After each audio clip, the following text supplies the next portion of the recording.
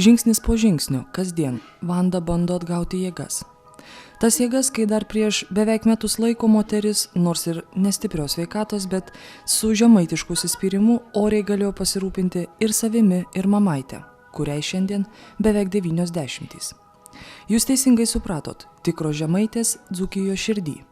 Prieš daugiau kaip 30 metų pasirinkimas buvo nedidelis. Iš tėviškės Plungėje dėl sveikatos Vanda galėjo rinktis Dzūkiją arba Taškentą, kur Uzbekijoje. 8 klasėje. Per fizinį kažkas tai pasijautė.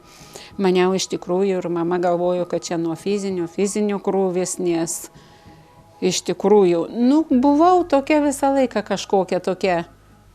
Ne taip, kaip visi pavargdavau labai greit. Ir tas fizinis, ir per fizinį, ir per pamokas, ir tą galvą skaudėdavo, paskui, kai užėjo tas priepuolis, paskui fizinis iš tikrųjų, nes kai atvažiavo greitoji, paklausė, ar buvo fizinis. Sakau, buvo. Sakė, čia gali būti nuo fizinio krūvio, bet dar netikėjom, kad tokia gali būti tokiam vaikui inksto ta liga, o paskui, kai pradėjau, irgi jau alpdavau mokykloje. Nes jau buvo ir kraujas labai blogas. Tiesiog kur eidavau, ten alpdavau. Ir paskui jau suprato, kad ištyrė, kad inkstai, bet iš kur sakė tokia senų žmonių liga. Jau iš karto jau man pripažino, kad inksto akmenligė. Iš karto. Pirmoji sudėtinga operacija 78-aisiais, Alytuje. Tuo metu net Kauno gydytojai nesėmė, prisimena Vanda. Tada komplikacijos, ekstra gydymas Vilniuje atrodė išsikapsčiau, sako moteris. Tačiau vos po pusmečio antroji operacija, vėl trumpas pagerėjimas ir nuosprendis. Tada jau metė inkstą, jau sakė vis tiek arba taip, arba taip. Jau metė tą inkstą, o pasirodo to inksto visiškai nereikėjo, nes ten buvo tuberkuliozė, niekam nebuvo galvoj. Po tų visų operacijų davė kelalapį į Truskavecą. Tai ten gydytojas man nustatė, sakė, ar tau niekas nesakė, kad šitam inkste tuberkuliozė, aš net nežinojau, ką tai reiškia, kad inkstų tokia tuberkuliozė, niekad neįsivaizdavau, žinojau ten plaučių. Tai kai nustatė ten tą tuberkuliozę, jau man ten ir tų vaistų nedavė gerti, ir ten to mineralinio vandenį jau sumažino gerti. Sakė, kai grįši namo, tai sakė, tu pasakyk saviem daktaram. Aš ir pamiršau. Parvažiavau po to mėnesių, ėjau dirbti, paskui vėl atsiguliau kaip su uždegimu, vėl užėjo skausmai, vėl atsiguliau, paskui priminiau, kad Truskavece man gydytojas sakė apie kažkokią tai tuberkuliozę. Aha, gydytojas mano sako, Kymantas dar dabar amžinatilsį jau nėra, Vanda sako, toj pasidarysim pasėlius. Padarė tos pasėlius ir kad tikrai. Paskui padarė inksto nuotrauką, kad ten jau nužaizda inkstė skylė, už tai, kad jisai visą laiką kraujavo. Ir jūs nuo tada į Kulautuvą gavote? Aha, iš karto. Į Kulautuvą, ten virš metus 13 mėnesių pragulėjau pirmais metais. 10 metų pravažinėjau, kol gavau grupę visam laikui. Bet ne dėl to Vanda šiandien bėdų turguje.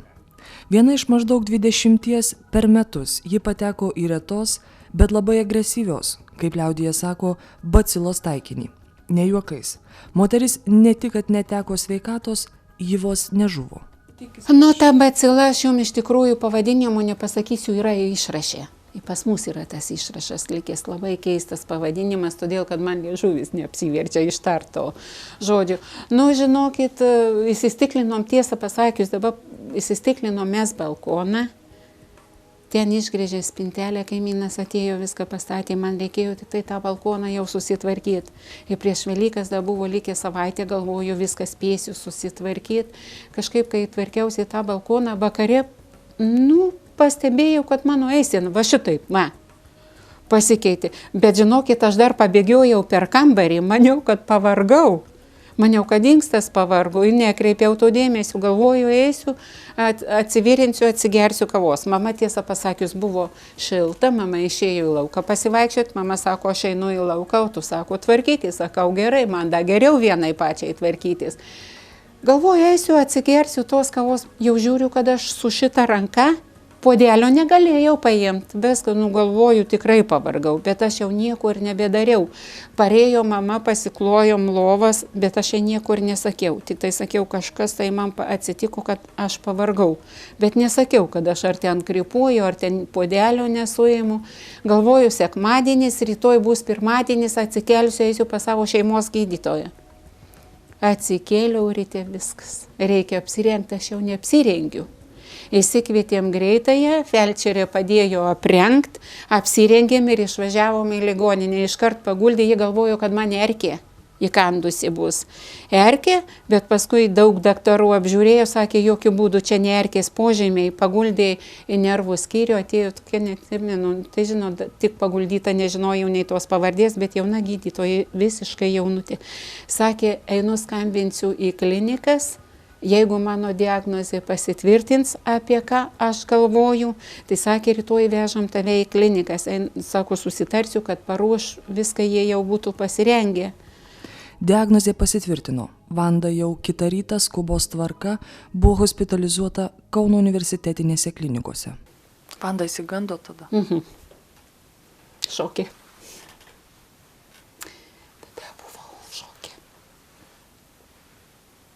Turbūt manėt, kad nebepakilsit. Ne.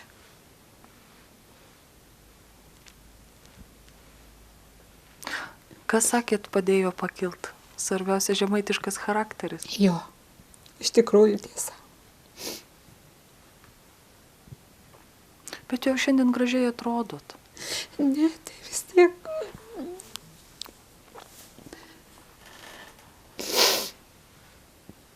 Palūždavo, aišku, kaip tas profesorius sakė, kad mažai tokių ligonių turim, kad nepalūžtų, bet palūždavo, aišku.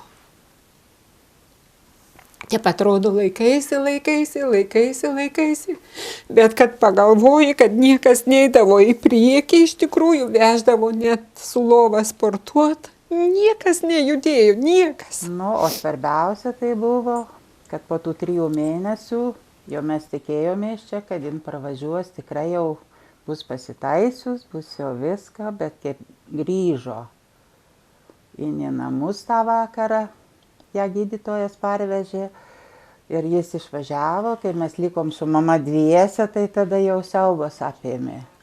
Kai jin nei kojyčių negalėjo valdyti, nei rankučių, nei atsistot, nei atsisėst, nieko, viską.